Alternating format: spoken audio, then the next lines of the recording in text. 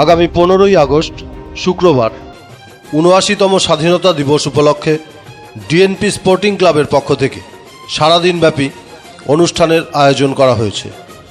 সকাল ৮টায় দেশের জাতীয় পতাকা উত্তোলন, সকাল ৮:৩০ 1 কিলোমিটার পুরুষ এবং মহিলাদের নিয়ে হাঁটা প্রতিযোগিতা, সকাল 10টায় বৃক্ষরোপণ কর্মসূচি পালন করা হবে।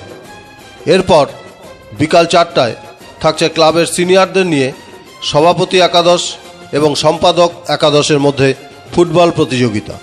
এরপর সান্ধ্যকালীন বিশেষ অনুষ্ঠানে থাকছে ডিএনপি স্পোর্টিং ক্লাব প্রাঙ্গণে দেশাত্মবোধক অনুষ্ঠান সন্ধ্যা 7টা থেকে রাত 9টা পর্যন্ত।